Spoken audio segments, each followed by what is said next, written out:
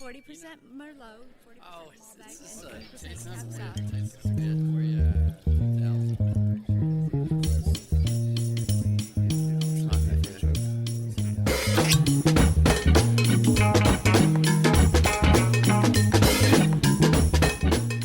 Welcome to the Wine Enthusiast Podcast, the world in your glass.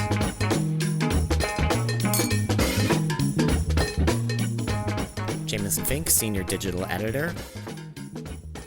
I've been wanting to do a beer podcast for quite a while, but I decided that, you know what, I should probably wait until it's a little warmer out, so I thought March would be a great time to do this. Of course, yesterday in New York there was a quasi-blizzard, and there's ice everywhere, but I'm not daunted, and I'm at Folks Beer in Brooklyn, New York, with Josh Bernstein. Hi, my name is Josh Bernstein. I'm a Brooklyn-based beer journalist, author of Complete Beer Course, Complete IPA, Brewed Awakening, and I am a sometime tour guide, as we'll find out today. And we're going to talk about beer. Josh, we were talking a little before we started today, and you had a really interesting point about what makes the Brooklyn brewing scene unique. Can you just tell me that again? Yeah, I think the Brooklyn brewing scene 10 years ago, it basically was 6 Point, it was Brooklyn Brewery, and that was pretty much it. There were a few other smaller breweries, but nothing else was there. And one of the issues was we didn't have a lot of home brewers in town that were really creating the, home brewers are sort of like the minor leagues of brewing, and you need them to want to step up and go to the pros. And so what we've seen over the last decade is sort of number of homebrew shops have opened up. They've made the hobby much more accessible, much more in your face. That's created this great community of brewers. And so a lot of the brewers, what we're seeing now is you have Folks Beer, we have Threes, we have Strong Rope, Kings County Brewers Collective, all these people, there's a direct outgrowth from, they were all home brewers before, and now they're professional brewers. So we don't have a lot of imported talent that's coming in from elsewhere, no hired guns. It's people that have been living in New York City for a while and really want to take the next step and bring professional beer to the masses. So it's kind of like, and what do you think that kind of, people like from passion to pro, people doing that, how has it made the scene here a little different or unique from other scenes, just having that home brewer influence? I think what's happened to homebrewer influence is a lot of the brewers all grew up together in the city, and you kind of cut your teeth on brewing, so you brew at the same homebrew competitions. I've been leading tours in New York City for 9 years, and a lot of these folks were all on my tours before, so we've all known each other, and we were kind of just kind of starting out before my writing career had really taken off in a big way, before their brewing career had taken off.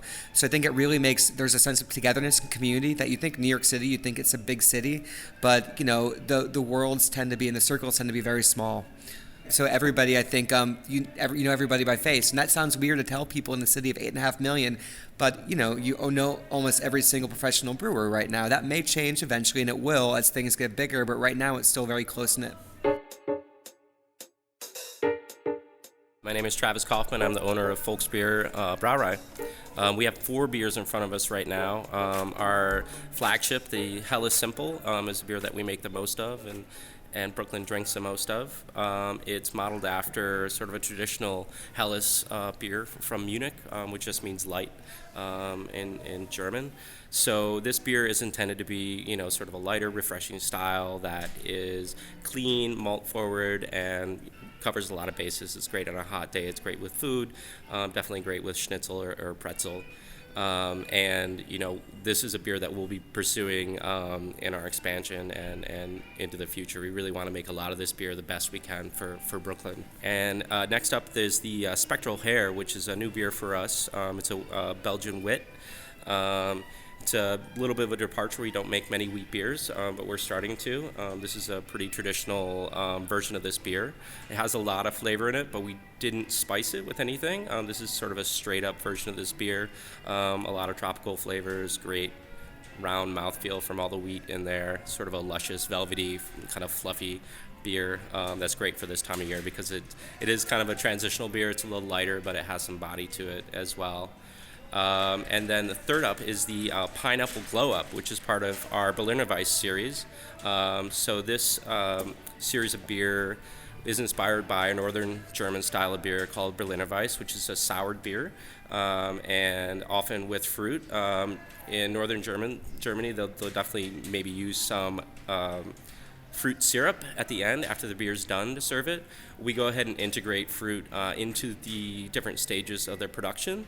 So, for instance, the pineapple went through a souring period, and then we then boil it again, add hops to our flavor, and try to match it to the fruit that we're putting in there. We peeled and juiced 350 pounds of pineapples. That's incredible. Yeah. And very messy. we were thinking that while we were doing it, and we integrate the fruit into it at the end, different stages really, but usually at the end of the second fermentation, which is an ale fermentation, and it sort of stimulates another round of fermentation and ferments out whatever juice we put in there. In this case, the pineapple juice was highly fermentable, and it created a really dry, sort of super tart, kind of laser focused beer. And the pineapple on this one exists as sort of like, up in the upper part of your palate, and it's, in your nose and all around the actual flavor. But the actual flavor of this beer, I think you could, almost mistake for a dry Riesling, which is really interesting. And for us to see how different fruits react different ways is great. And we're making pineapple. We made an orange one with Satsuma mandarins and salt. We're definitely going to do cherry again. So look for these, and we're trying to get on sort of a seasonal cycle with these guys. And lastly, we have Echo Maker Dark Rye Ale. This is based on a German style of Roggen beers, dark rye ale beers. And this one is pretty traditional. We try to balance it out really well to create a beer that almost reacts with food like Coca-Cola would. So anything that you would want to drink Coke with, like pizza, Italian food, anything. This beer is kind of ideal for it. Much more sophisticated flavors than Coca-Cola, hopefully, but along the same lines of those medicinal cola nut flavors and toffee and coffee and all those. Our brew style is definitely based in traditional brewing from Central Europe. We do a step mash. We're buying a decoction brewery later this year, and we're really focusing on the quality of malt and building beers on top of that. So we make hoppy beers as well, but in some ways they're still sort of malt-focused beers. And I think that definitely sets us apart, the sort of like interaction between that traditional brewing process and, the willingness to sort of mesh that with new styles. And this is a multi-stepped Berliner Weiss, which I think is probably something that's not around too much in the States. And there's definitely not a lot of multi-step mash lagers or decoction lagers like we're going into. To sum it up, I would say it's Volksbier is all about taking that tradition and meshing it with modern palates and modern techniques and ingredients. Cool. And what was the first two things you mentioned? Concoction mash? Decoction? What is that? Decoction mashing is basically a pretty old technique of lager making that's still prevalent in Europe today.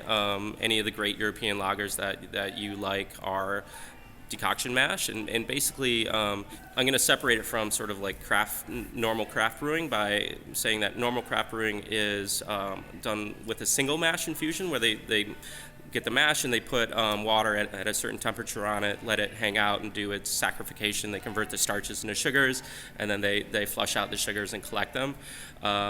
In decoction or step mashing, you actually hit several different temperatures targeting different enzymes and reactions, and it allows you to sort of massage out different sugars that are more fermentable, which is essential if you're trying to make especially like a lighter, super dry beer. You have to do that in order to make sugars that are almost 100% fermentable, and not want to plan on putting hops in to balance out the sweetness. But decoction, the physics or physicality of decoction mashing is that you have your main mash tun with all the grain in it, and you pull off a small portion of it, the densest part of the mash, and you boil it in a smaller kettle, and then you reintroduce it and stir everything up to hit different temperatures of the whole mash. In my defense, I think we could say that a mash is a concoction of sorts, right? A mash is just basically, grain and water in a kettle, yeah. With decoction mashing, it creates really deep, nuanced layers of flavor. So, it's not going to be so much one note. So you're going to have just, it showcases malt as really an ingredient in the best way possible. Sometimes malt gets kind of overlooked. I think with beer, hops have become so much of the star of the show, and what they're doing is really showing that malt can have complexity, malt can have beauty, and I really think as everybody gains access to the same malt, same hops, same grains, everything, your technique is really what's going to set you apart. So that's why I think even within the course of New York City, that's what really sets their beers apart. It's this adherence to tradition and utilizing and showcasing malt in a much bigger way. And it allows us to be on beer menus all around the city with our neighbor's other half, who does an amazing job making hop-forward beers. Like, it's great to be on a menu with them and not really compete for the line, because we make sort of wildly different styles of beer. So it's a great position for us with our neighbors and in the New York market. Yeah, that's a really great point about, we're so like hops mad, that like, it's like people like, wow, we're kind of, like focusing, shining light on malt, which seems rare because everyone just seems so like more hops, this kind of hops, this kind of IPA, this kind of that. Well, malt isn't exactly sexy. Malt is a soul of beer, but unfortunately it's not really the sexy thing. You're not going to notice the malt right off the bat. I mean, with hops, you have the aroma and the flavor, and the tropical fruit aromas, the intense piney bitterness. These things are very arresting, and malt takes a bit more of time to really understand what it's doing in there too. I think this beer is a great example. 15 years ago when I was first getting into beer, I probably would not have drank this at all.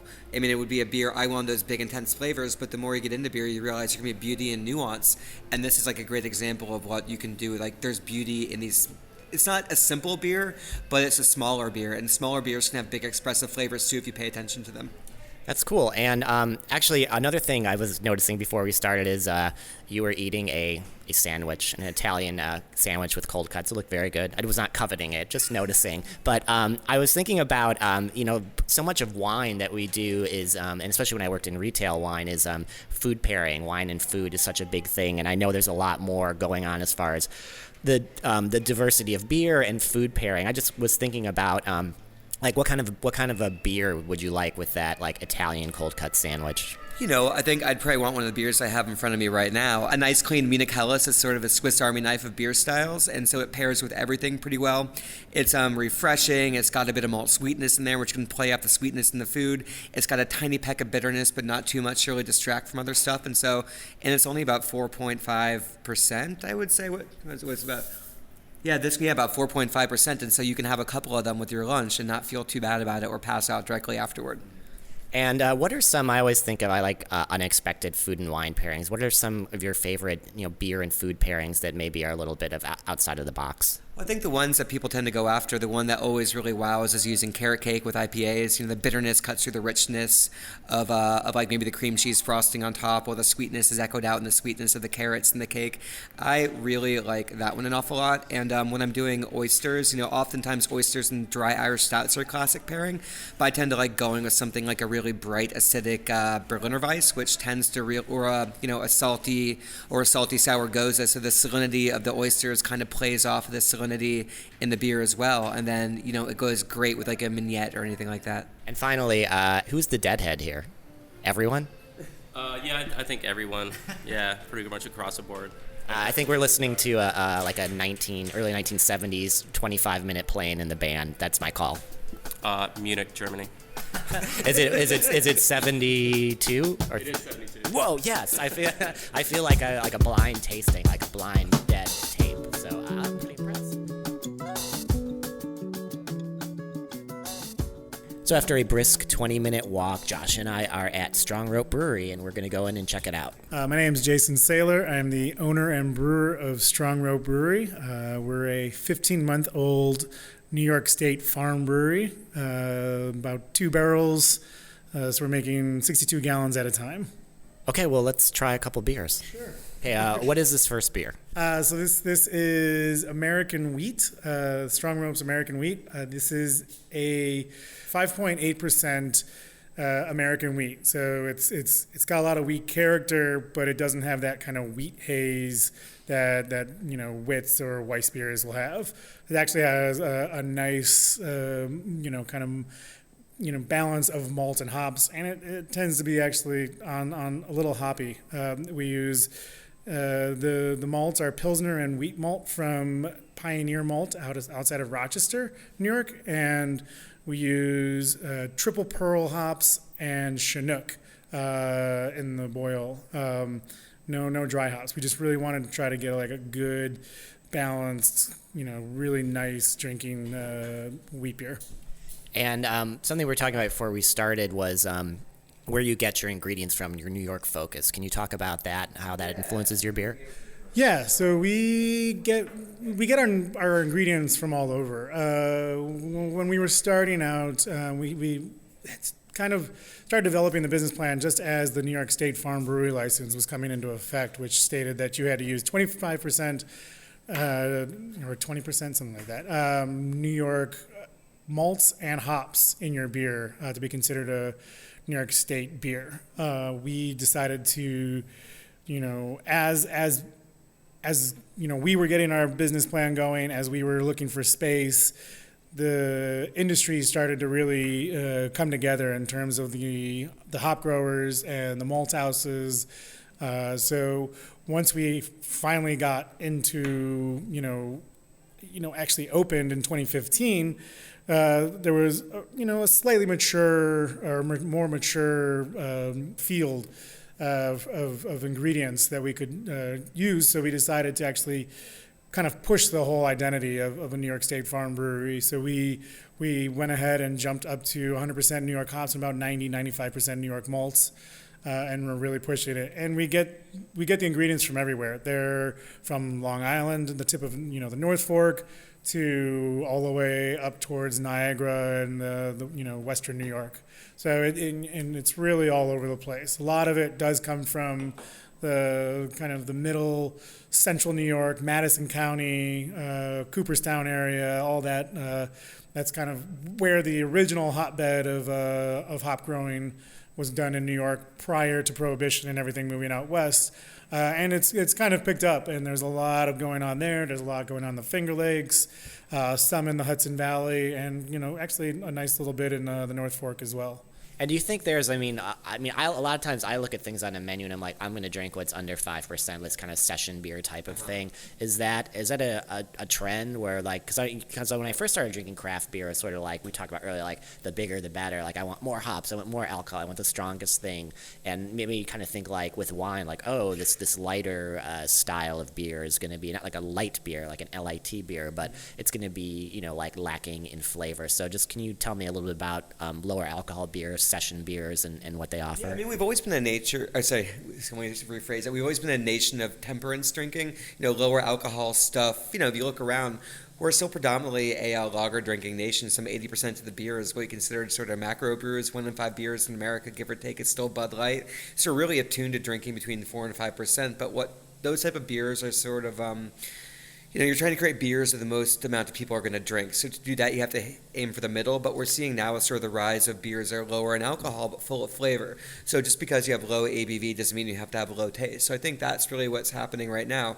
When the craft beer movement started off, a way to separate what we would call craft or independent brewers from the rest was to go for these more aggressive flavors, intense alcohol. It really got people's attention. Aggression equaled attention for a long time in beer. But nowadays, I think we're going back to, we're going back to lower alcohol beers, much more flavor. The word session, session became this hot buzzword a couple of years ago, and now we see sort of people moving back away from the word session. So I think, but we are definitely seeing this pendulum swing back toward more accessible beers, and as a way for people, lower alcohol beers, and as a way for, I think, to get the 80% of Americans that are not drinking craft beer. I'm seeing a rise of blonde ales, Munich Helles, beers that they're not innocuous, but they're lighter entry points for what we would call craft beer. But Jason takes a lot of cues from the English traditions, and English traditional beer oftentimes has much more moderate alcohol levels, and so just with showcasing much more malt flavors on there too. What would you say is sort of your big cues for beer, or what type of beer styles do you really love making? You kind of hit it on the head. In terms of the balance, I think it tends towards English. We use a Scottish ale yeast strain for our beers, but it tends to be pretty clean in terms of the ferment. So, sometimes we don't get all that English character from the yeast, but we have this balance, or I like to have this balance between the malt and the hops. So even in our, we do have some IPAs which are pretty much all hop. But a lot of the beers, even some of our IPAs, do have this this nice malt balance. This, you can get anywhere this bready, biscuity character to, something that's more caramel or just a nice kind of baked bread, flavor. Kind of like our Sandlot Shenanigans is a pale ale that we have. It's just super, just this 4.7% light, balanced. It's got this great character of this citrus herbal character with this bready, biscuity malt bill. Should we try that next? Yeah, we can do that.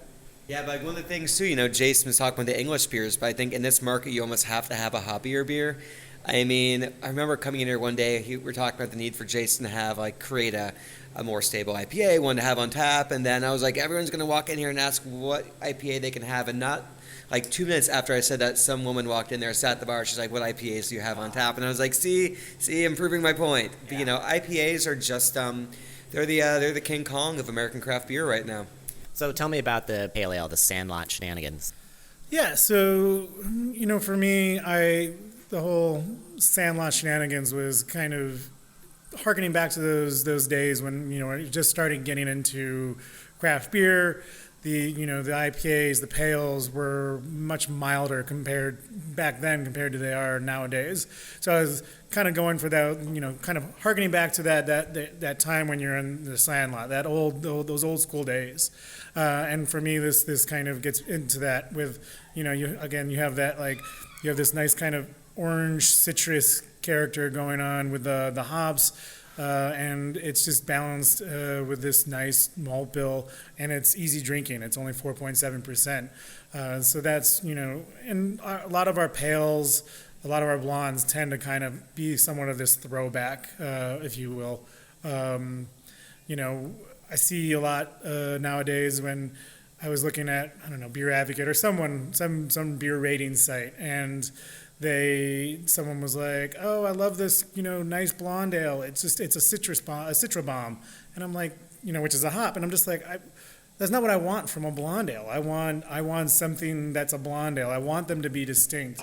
There's such a hopification of so many styles nowadays that it's kind of just blurring the lines. And I'm just trying to kind of differentiate the lines again, or make them a little bit more, straight. I'd wager the lavish usage of hops has become sort of the dominant strain of American brewing, and it's really changing the world. I'm doing this new book, Homebrew World, I think I mentioned, and talking to all these brewers across the globe, people in Thailand and Israel and China, and I'm like, what type of beers? Where are you taking inspiration from? It's like American IPAs, American IPAs, American IPAs, American IPAs, American beer, IPAs. They're like, maybe we're gonna start doing some sours, and I'm just like, you see sort of this outsized influence that American brewing has in sort of the global community right now, and it really is hops, hops, hops, and more hops. All right, last stop on our little beer tour. We're at Threes Brewing. Tell me a little about Threes. Threes Brewing started off with an interesting concept where they wanted to not have their own kitchens. They had a bunch of rotating pop-up restaurants that come through here. And it is part of the unique quirk that makes the space so unique. Now they have the meat hook is in here full-time, but it's got a restaurant, it's a brewery, they've got an event space, they have a coffee shop, they have everything you kind of want. Every sort of addiction and fixation you could have, you're going to find here. Now they even have a can and bottle shop up front too. They do everything from really clean, crisp pilsners to very expressive IPAs. And really the focus here is on, community and communal good times. They've got a beautiful backyard. There are a lot of events. It's just become a neighborhood anchor in 2 short years. All right, and I also wanted to record this outside so people would know we really are walking on this freezing day to all this place. This is not staged. I am cold. All right, well, let's go inside. Okay. Matt Levy. I'm the head pub brewer at Threes. All right, Matt, and what beer do we have in front of us? Can you tell me a little bit about that? This is Velite, our European German-style Pilsner. Probably my favorite beer that we brew. Really crushable, crisp, got a lot of things going on. You get some of the bready malts, you get the lager yeast, and a lot of hop character. really simple, but also complex, depending on if you're choosing to care about it or not. And why did you? It was interesting you said it's your favorite to make. Yeah. Why is that? I just really like drinking it. I like the history behind Pilsners, so there's just something about making a good one that I enjoy doing. Yeah, it's good. It's really good. We go back. Pilsners were a revolutionary beer style back in the 1840s, and they originated. They basically upended the entire global order of beers. I mean, beers were oftentimes darker, murkier, not quite as crisp and clean, but the Pilsner is this like a golden revelation, I would say. And so the beer, this is basically the grandfather of everything we consider beer in America today. I mean, everything kind of spawned forth from the Pilsner. Yeah, tell us about our second beer. So this is Oat IPA, you people. This is 100% Simcoe hops. About 30% of the grain bill is oats, and that just kind of softens up the body. Besides that, I think that the beer is just really drinkable, juicy. It doesn't have a lot of bitterness on it. A trend throughout our beers, you'll always find them to be drinkable if they're done right, even if it's 10%. Yeah, when I think of oats and beer, I just think like oatmeal stouts. So this is like really unique. Like what is, you said it softens it up, but is it unusual to use oats in this way, or what does it bring to the table? No, it's not. In oatmeal stouts, the oats really help make the beer creamy, which is also an attractive thing to play off of hops. It's becoming very popular. New England style IPAs often use oats, wheat. Oats and wheats, there's different ways of creating more body and just having that sort of like very lustrous mouthfeel. You can tell just drinking these beers side by side, just the bodies are drastically different on there too. And I think, in conjunction with all these sort of new breed hops that tend to veer more tropical, or even Simcoe in this case. Sometimes people talk about being intensely piney. I think used by itself, you get a lot of like fruit and tropical fruit in there as well. And it just creates this great sort of pillowy platform for hop expression. Yeah, it's really, it's like you said, it kind of like tames the hops, kind of softens it up, so it's really approachable, and you get that nice hop character, but it's not overwhelming. Yeah. Kind of feel like all beer should be approachable. I think for a while, craft beer especially, was really alienating to people who didn't drink craft beer. It was like a lot of the IPAs were sweet and bitter and like heavy, and it was about like having the most bitterness, like arrogant bastard and like IBUs. And I think now we're at a place where you can take each of these styles and really like tame them back so that they're just drinkable. So you could sit and have pints with friends and not feel like your mouth is just shot. Yeah, well, I think, 20 years ago when a lot of these big aggressive beers were coming out there, I think it made sense because there were enough people that were willing to take this aggressive plunge and new people out there. But I think right now, name of the game for especially established breweries is you need to find repeat customers. Trying to find someone to buy one of your bombers of your 9% double IPA aggressively hopped to the wazoo is really tough. And so you want beers. It's what the big brewers have been playing forever and a day is like, not the big bulk buy game, but it's really just about repeat engagements with the same beer. And we are so promiscuous with our beer choices nowadays that you need to create compelling reasons for people to come back to the beer. And I think drinkability, what we call it's going to be a big way. Because if all of your beers are just like wild flavor trips, they're going to want to seek out another flavor trip. But if it's something that's sort of approachable to you and that type of thing where you don't even realize the beer is disappearing, I think that's what's really important right now.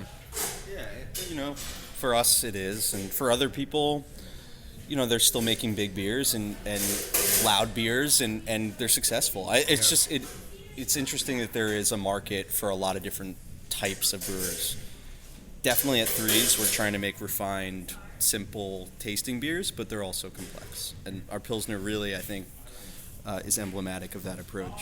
Yeah, the Pilsner, just the kind of thing where, I was talking about this with the wine, where sometimes you want like the weirdest thing or something like the most razzle-dazzle, like the most esoteric, like orange wine from, this area or this country with this grape, but then sometimes you just want like, God, just like a really crisp, refreshing, really well-made Sauvignon Blanc. It might be like Pilsner. Like there's oceans of Pilsner out there that are made a certain way, in a certain pleasing way, and consistent way. But when you have one that's like, has a lot of care and there's kind of no like hiding behind it too. There's no like, I put spices in it or chili or bay leaf or whatever, and I hop the shit out of it. That it really it's just like it's if it has flaws, they're glaring. Yeah, it's naked. Yeah. I think the Pilsner too really aligns with Three's mission as well too, because this is a place where food takes a lot of people come here for the food as well. It's not just coming here to drink. So the Pilsner really aligns well with the cuisine served here as well, and also with this idea of the communalness, people coming together, hang out in the backyard, big groups of friends. You're hanging out with like 10 of your friends. You don't want to drink 10% beers. You want to drink beers oftentimes that will keep the good times going, beers you can buy by the pitcher. I think that's why the Pilsner, the table beer, beers like that tend to work really well as sort of this communal beverage that people can enjoy. So what are some of the, with these beers that we have here, maybe some of your other beers, like some of your favorite food pairings? Especially here, I really like table beer with, pretty much everything on the menu. But if I have a burger with like pickled onions on there, our table beer is 4% alcohol. It's a soft saison style, really estery, like a little bit of funk, but some like really nice like tropical fruit, stone fruit aromas, and it's light and easy to drink and eat with. But definitely, if we're talking specifically about our menu here, I'm thinking about our burger, our salads, some of those lighter vinegar flavors, playing off of something like table. But I find that Vliet you can really pair with anything, which definitely is a cop-out answer, but it's true, and it's something that we're proud of. No, something to be said for versatility. Yeah. Well, I think it is. You don't always want to go to a restaurant or go to a brewery, and have to spend so much time thinking about what to pair with that. Oftentimes, I don't always think on the menu as like, I can only drink this if I'm going to have this. I like having beers such as a great Pilsner, a great table beer, nice lagers really go a long way. Those beers will go with pretty much anything on there too. They will like stand up to the intense like spiciness of something like a Thai curry, but they'll do really well with like a fatty burger, or even like harmonize with a nice like well marbled steak. And so I think there's a lot of there's something to be said for sort of the ability of a beer to cut across all cuisines. Yeah, it's like the thing with food and wine that's interesting is like there's sort of like the kind of compare and contrast, or like like I can have a steak with a huge Cabernet, but sometimes maybe I want like a lighter wine that kind of cuts through the richness of it and refreshes and gets you ready for a next bite, which is like what this, to me, the Pilsner would be all about. Yeah, I think beer is just much more forgiving. Beer doesn't have to hit this sort of bullseye of flavor and intensity. Beer can sort of the carbonation will scrub away anything on there half the time, and so it's really about finding finding what you want to eat, and you're always going to find a beer that will pair with it. The pairings for beer don't have to be exactly on or just like focus in for them to be successful. Josh, thanks for taking me on this little mini beer tour of Brooklyn this afternoon. If people want to find out more about you and what you do, what is the website they should go to? I go to my poorly updated website, joshuambernstein.com, or I don't even know, look for me on Amazon or whatever, and maybe buy my book and buy my daughter a new pair of clothes. And then just we've gone to 3 breweries. We've tried a lot of different styles of beer and a lot of distinct personalities, the people and the beer. What's kind of like your takeaway from like our little afternoon together? I really love showcasing the diversity of New York City's beer scene. I think oftentimes we get this, New York City gets branded a certain way in the media and around the world, and a lot of the people making the beer happen, they've all come up from the bootstraps, home brewing in their kitchens, doing what they're doing. It's a lot of hard dreams come true. It's not a lot of flash and glitz in the brewing industry. It's a lot of people putting it all up on the line, and it's just people with a heart in the right place, and that they want to make great beer for great people and bring everybody together. Awesome. Well, thanks for being here today, and let's drink some more beer. All right. Cheers. Wine Enthusiast Catalog is the ultimate destination for all your wine storage and wine accessory needs. From luxury wine cabinets to the finest stemware, we've got you covered. Visit us at wineenthusiast.com to browse the latest trends in wine gadgets and wine decor. That's Wine Enthusiast Catalog at wineenthusiast.com, where we've got everything but the wine. This podcast is produced by Large Media, LARJ Media. Wine Enthusiast is made possible by grapes, sunshine, and wine, and by the hard-working editors who bring you news and information on your favorite beverage every day. If you like what we're doing, share our podcast with your friends and give us a review on iTunes or wherever you get your podcasts.